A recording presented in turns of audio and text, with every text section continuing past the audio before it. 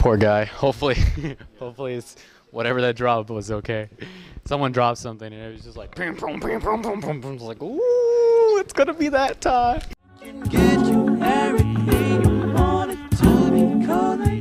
Hello, folks. I'm JR. I am with, Michael Peterson. and we're gonna have some few questions. First off, for the people at home, who you're cosplaying. I'm cosplaying as a monster hunter from Monster Hunter World.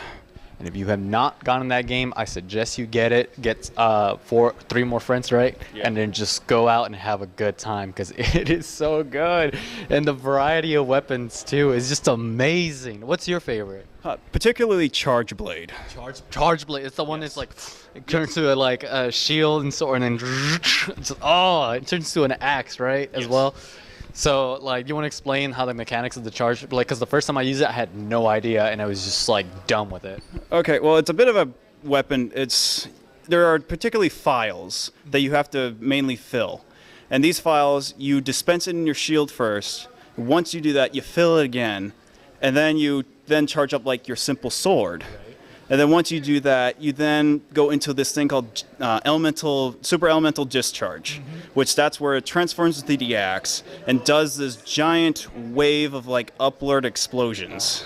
It's so good. Yes, and you don't have to necessarily do that. It's just when the opportune rises, that is the most damage-dealing part of like the weapon. Right, and it's so cool how mechanically it works. Where it's just like, because like what it is a shield and sword.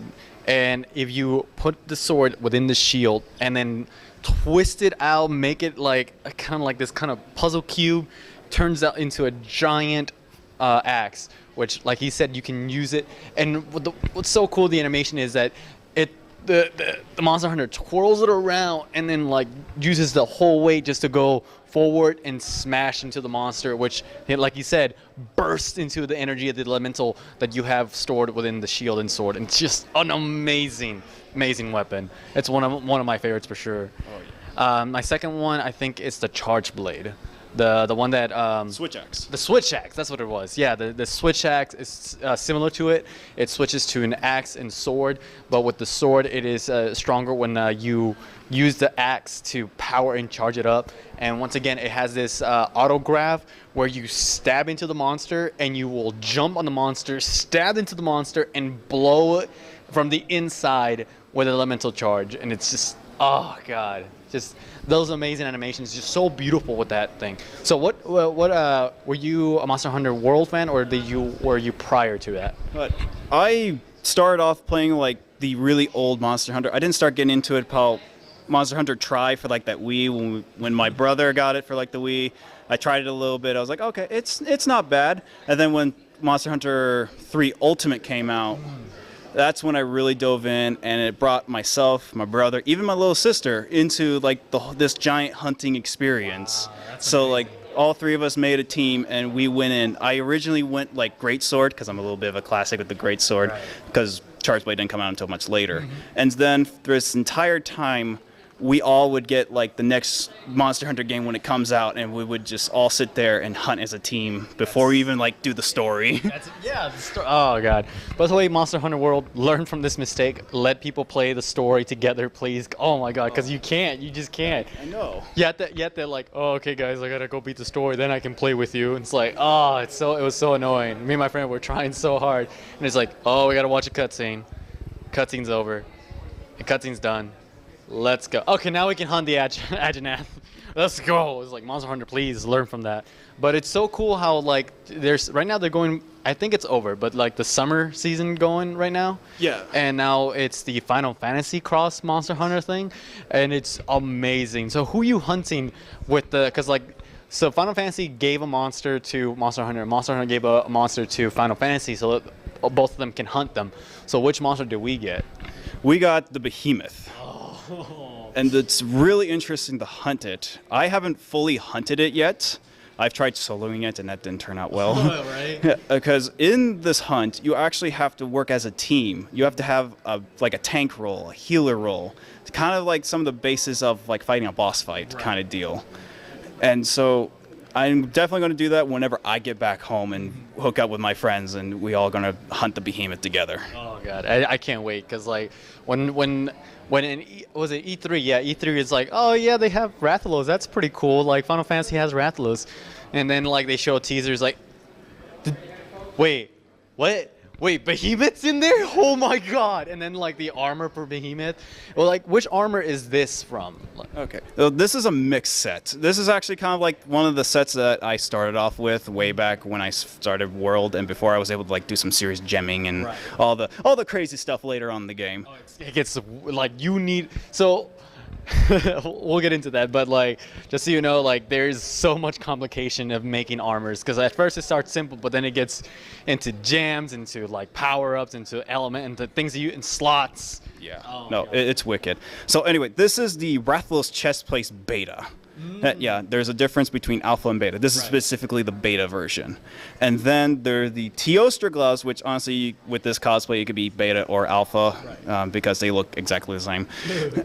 Then the waist I have on right now is Odogaron, which, so like the chest gives a weakness exploit 2. The arms gives an extra 1 point or 2 if you're doing the alpha, but I went with beta for that level 3. So right now, like all the Monster Hunter fans are like, yes, we are, yeah, and then people's like, what is Yeah. what? People are probably really confused with me right now. So yeah, so the weakness exploit 3, and then the Odogaron gives me that crit boost. Either it's like crit boost or critical expert, something like that. It increases my affinity for my weapon. Right. And then the legs I have are Domagara. I just apologize for saying that wrong. It's dumb or like something. Yeah. It's always. This gives like a magazine capacity boost. So you get like the extra file for the charge blade when you use it. So instead of like the normal 5, you get 6. Dang, that's so good. So you'll have a longer time with your charge in the shield mode and whatever else you want. The eye patch here is one from a little event. It's more of because I couldn't quite get a helmet in because I had to build this within a week and a half. Right. Yeah, so yeah, it works. This gives like 1 point of fire resistance and like a gem slot of level 3.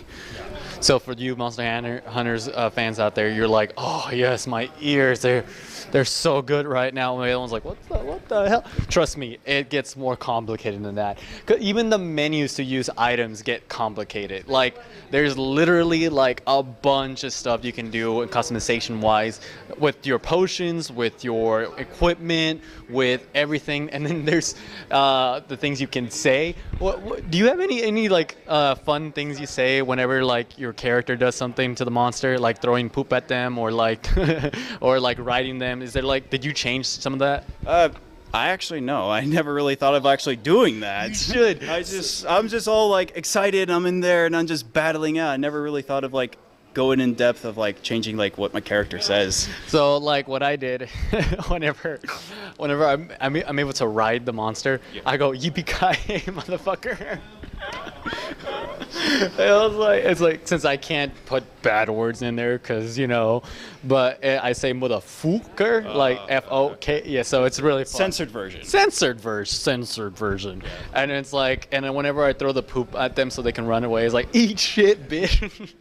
And just little, you can really like customize the words you say to the monsters, or whenever you're like, you're dazed, and it's like, I forgot what I said when I was dazed, but I know when I die, I think I did a Futurama thing where it's like, oh, you killed me. It's like, and like in the Futurama joke, it's like, oh no, what have I done? I just told you, you killed me. So it's really fun to customize that, and it's really cool, like what you can say to characters. And too, I always like whenever someone helps me with a hunt, I was like, hey, thank you. Yeah, you know, like you did great. You know, it's awesome. And you do little emotions too, and of course some of them are like behind a paywall, but whatever. It's just customizable. Like, go play it. Go have fun with Monster Hunter. We highly recommend it. It's Monster Hunter World is a good start to go to for those things, and thankfully my mic doesn't pick that up. Maybe it does. We'll find out. All right.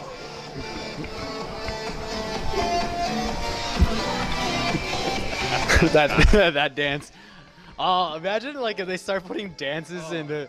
I thought they did have a few dances. In Yeah, there. but like those weird dances from those Fortnite. really weird ones. Yeah, like so they just at least one gets in there. You know, Yeah. that'd be funny. But play Monster Hunter World for sure. Let's talk about RTX. Like, why are you in RTX? Well, it started off when my older brother came here last year, and he just raved of like how much of a good time he had. Sadly, he didn't come with me this year because I planned on coming here, and at the same time there was just kind of complications, whatever.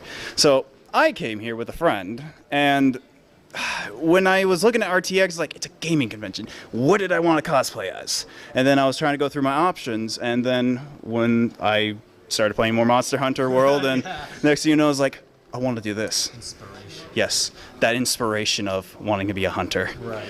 And so I'm a mechanical engineer student, so a lot of that just, like, after school was done, went straight into this. Nice. And with RTX, I came to all the trying to get all the panels in, and just talked to some of the people I really enjoy, like Marcus from Master and Apprentice. I learned a lot of cosplay stuff from that little series that Rooster Teeth has. Wow.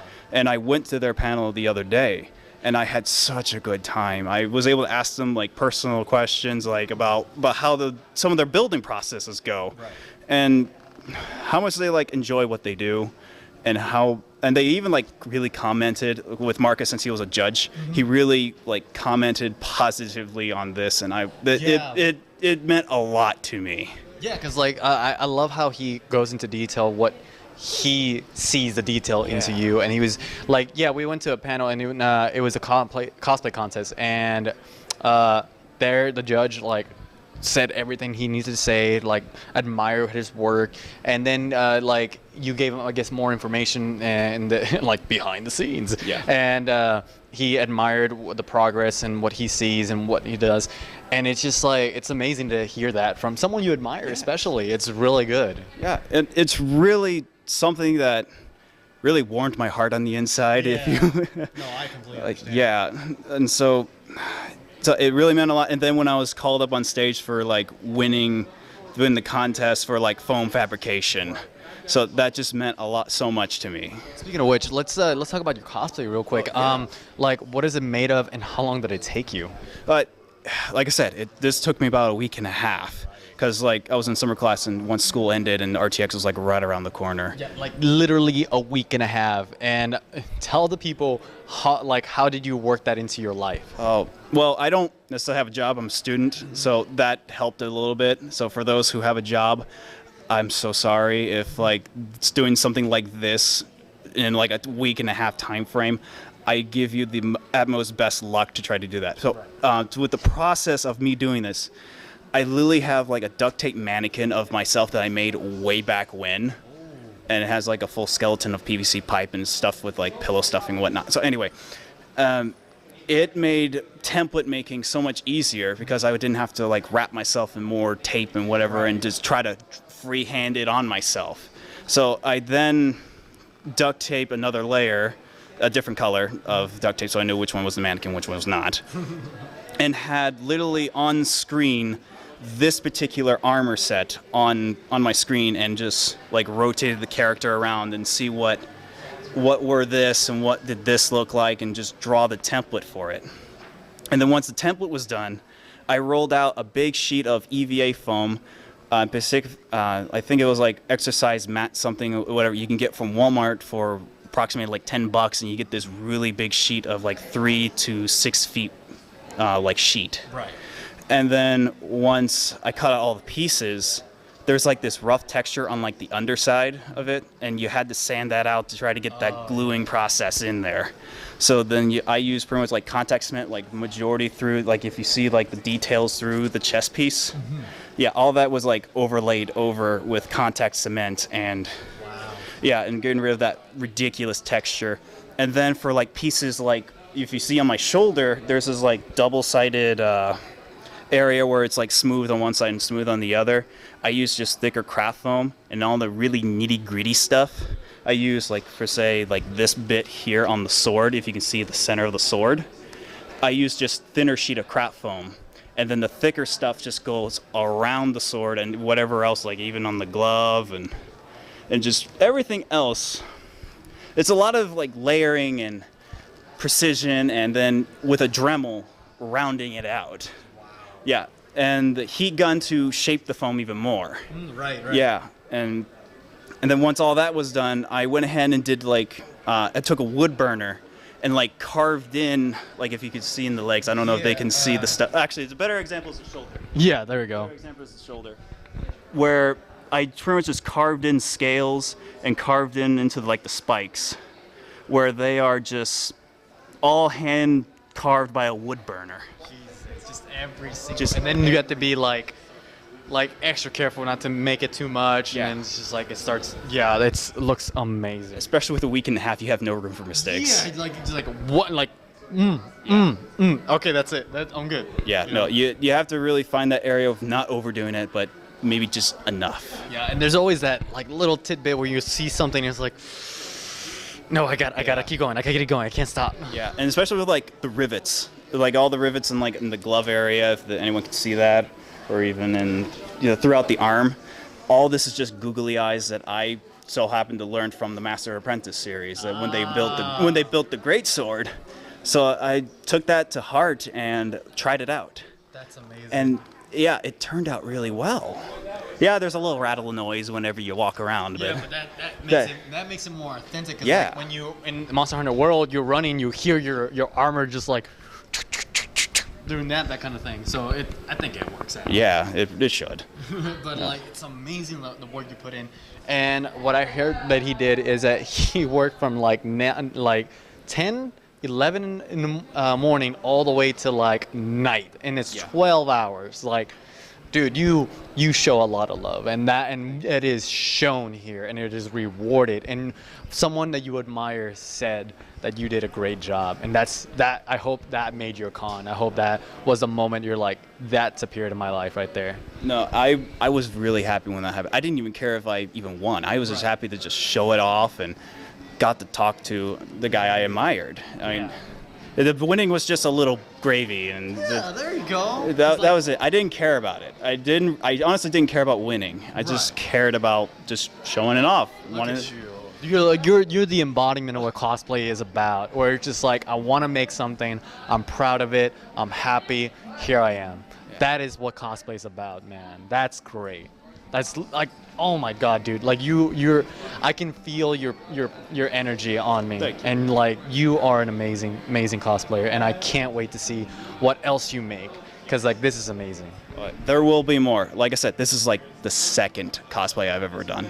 Wow. Yeah, this is I'm only going to hopefully get better. Yeah, no, definitely, for sure. One question: is there any future cosplays that you want to like give a preview to? Like, would you want to tell us what it might be? That's a good question. Either I might do like maybe another kind of Monster Hunter armor later in the future, or I might just find some other like futuristic armor, especially with like Genlock coming out, and I might do some sort of like mech cosplay for something like that. Yeah, that would be so good. I would love that. I would love that for sure, because I love mechs. I love the transformations of them. I love the things that you can do with mechs as well. Yeah. And like, what is your? Here's a question. What's your favorite Monster Hunter World armor? Particular favorite in World? Oh, that's a tough one. I guess I would say like the Domagara Greaves, just because like Charge Blade users use that magazine capacity so much. But like once we got like the gem, is like it's thrown out the window. Right. We didn't care about. So I guess particularly I love the Rathalos, just because like all the scale details and whatnot. So I guess that's why I really picked on the chest piece a lot, and I really wanted to make sure that the chest piece looked really good. And it's amazing. I even love the little texture fur right there too. It's just, and then like the burning effect. Oh god, it's just so amazing, so amazing. I love it. I think that'd be enough for now. Two more questions. What is some advice you want to give Kongor/cosplayers? Just do what you love. Pick out a character. It doesn't matter if this character is like super gigantic or really short or whatever the case is. Just pick a person and cosplay it as, and have a good time with it. Yes, because that's what cosplay is about. You know, have a good time, and like it doesn't matter if you're gonna have like a big budget or a small budget. Just do it. You know, get the time to do it. Have fun with it. And it's all about fun. It's all about fun. Last question is, what is something you? Oh, sorry. Sorry. What is something you wish to change in the community? in like the community, like overall like cosplaying or? Cosplay or like gaming community, like nerd community, basically.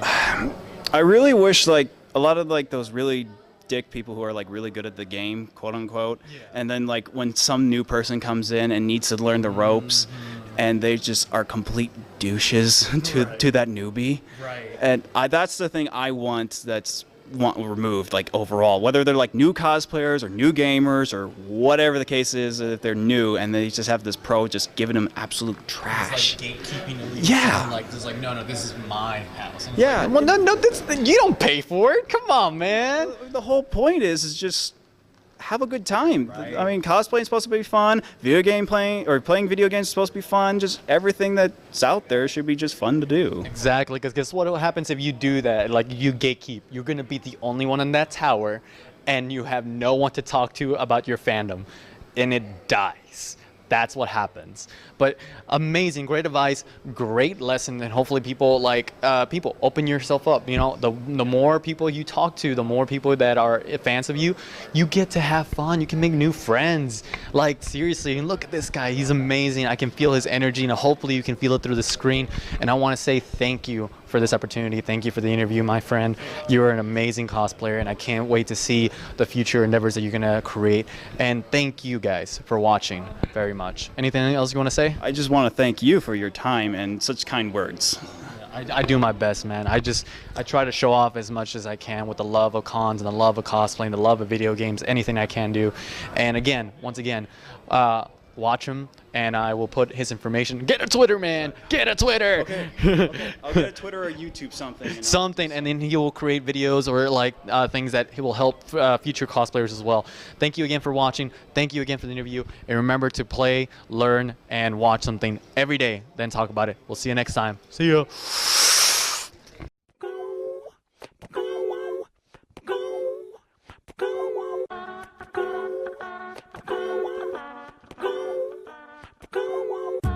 Go